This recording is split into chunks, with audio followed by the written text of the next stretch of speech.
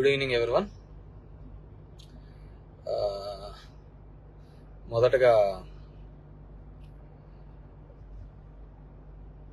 ఈరోజు వైఎస్ఆర్ కాంగ్రెస్ పార్టీ కోసము, నా కోసము పనిచేసిన ప్రతి ఒక్క కార్యకర్త, ప్రతి ఒక్క నాయకుడు, ప్రజలు అందరికీ కూడా పేరు పేరు ధన్యవాదాలు తెలియజేసుకుంటున్నాను. It's a big question and గెలిచినటువంటి సత్యకుమార్ కూడా ధన్యవాదాలు తెలియజేసుకుంటున్నాడు. కంగ్రాచులేషన్స్.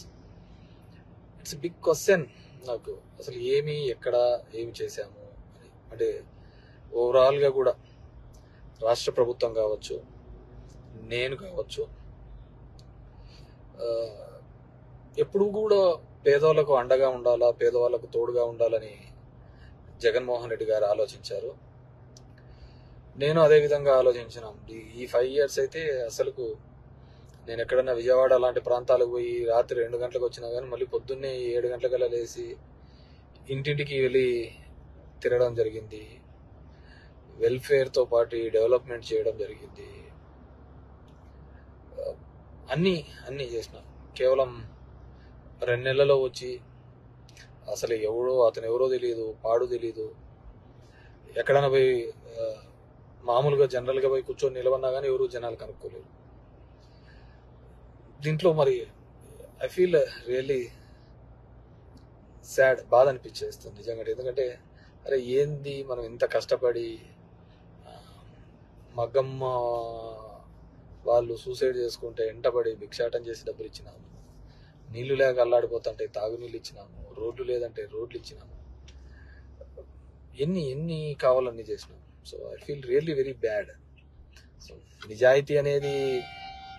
నిజాయితీగా ఉంటే సరిపోదు, కేవలం అబద్ధాల మీదే బతుకుతేనే బాగుంటుందనే ఆలోచన ఉందేమో తెలియదు. కానీ మనం అది ఆడలేకపోయినాం. ప్రతిసారి కూడా ఇంటికి వచ్చిన ఎవరికే కానీ ఇబ్బంది పెట్టకూడదు, న్యాయం చేయాలనే ఒక ఆలోచన ధోరణితోనే పనిచేసుకుంటూ రావడం జరిగింది.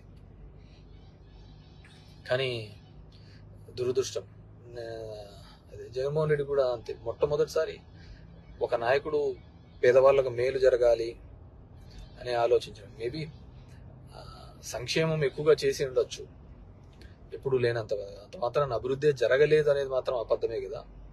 మీ గ్రామాల్లో ఉన్న సచివాలయాలు కావచ్చు, హాస్పిటల్స్ కావచ్చు, అసలు అవినీతి లేకుండా జరగడం ఏంది? ఇంతకుముందు ఏ విధంగా ఉండేది, ఇప్పుడు ఏ విధంగా ఉండేది, వాటిని కూడా చూడలేకపోవడము దురదృష్టకరమే అనుకోవాలి. సో ఏదేమైనప్పటికీ కూడా నేను దగ్గర ఒక పోస్టల్ బ్యాలెట్తో చూసుకుంటే 2600 ఎంతతో ఓడిపోవడం జరిగింది. ధర్మవరం పట్టణంలోనే నేను నిరంతరము ఎప్పుడు అందుబాటులోనే ఉంటాను. అయినా కానీ తెలుసు మరి ఏమి వాళ్ళకు నచ్చిందో, కొత్తగా వచ్చిందో, ఏమి నన్ను ద్వేషించినారో ఏదైనప్పటికీ కూడా ఇది నాకు ఒక ఏ రాజకీయ పార్టీకైనా ఇది ఒక గుణపాఠం లాగానే.